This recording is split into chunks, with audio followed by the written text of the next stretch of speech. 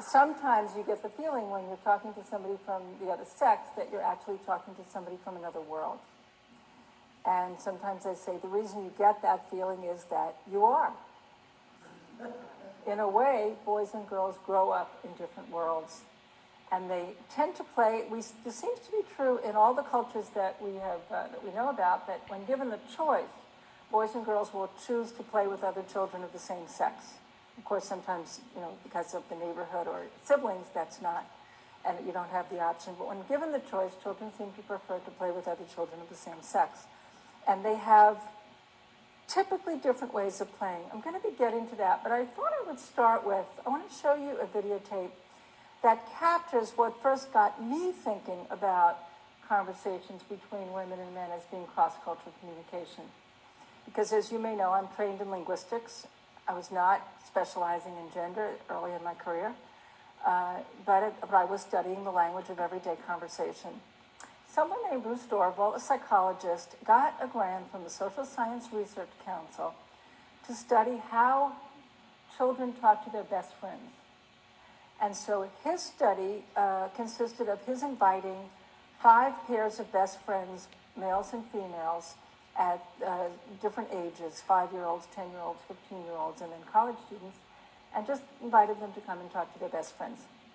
And then he got a grant to invite people from a number of different fields to study these tapes. And I was the linguist that he invited. And what I'm going to show you now is a videotape that I did replicating that study. So what you're going to see is little clips, and there's no sound, just silent, of best friends, first girls, then boys, 5-year-olds, 10-year-olds, and 15-year-olds talking to their best friends. And what you see is that at each age, the girls face each other and have a kind of direct gaze that they create, and they keep looking at each other the whole time, but they're talking to each other. And what you see with the boys, the little ones, the older ones, and the oldest ones, they sit either at angles or parallel, and they look around the room.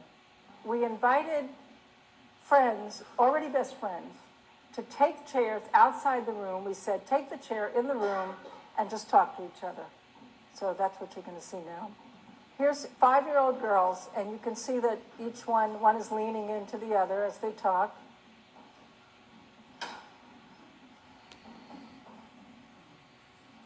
They're 5-year-old boys.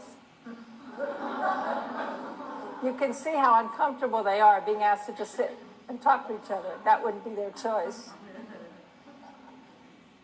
Never look at each other. If you watch their faces, you'll see they never look at each other.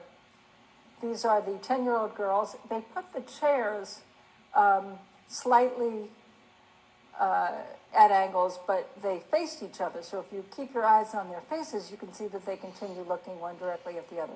10-year-old boys. They put the chairs side by side, and you can see again how uncomfortable they are just having to sit and talk and never look at each other directly. Here are the 15-year-old girls. Their chairs are farther away, but they're looking directly one at the other. One is telling the other about a gift that she bought for a friend. A lot of the talk between the girls is about their friends. But if you look at their faces, the gaze. Okay, 15-year-old boys. He keeps his face glued on his foot rather than on his friend. And they were discussing the meaning of life. I couldn't get over what I was seeing, that this was a pattern that was consistent throughout all these ages. I mentioned it to a colleague of mine who's a family therapist. And when I did, she said, you know, couples come in to see me in therapy, and the men don't look at their wives, and the men don't look at me. The men are always disengaged. And my danger signal started to beep, because if this was the pattern by which boys and then older boys and men were sitting when they talked to each other, is it fair to say that they're disengaged? So she was taking a system that made sense for her and for the women that came to see her. I'm sure it's the case that if she or many of the women who came to see her came in and looked around the room and never looked at her and never looked at the spouse, it would mean they were disengaged. But I don't think it meant that for the men.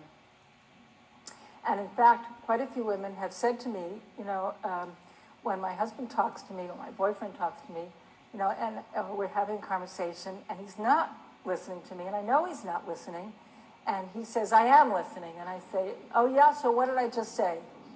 And he can tell me. I don't know how he can tell me, because I could see he wasn't listening.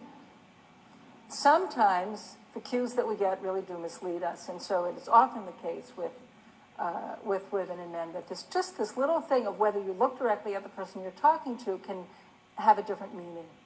And I think the judgment that because he's not looking at me, he's not listening to me, may not always be right. So that's just, I start with that as a way of setting the theme that I'm going to be developing, that women and men have, in some ways, different conversational styles.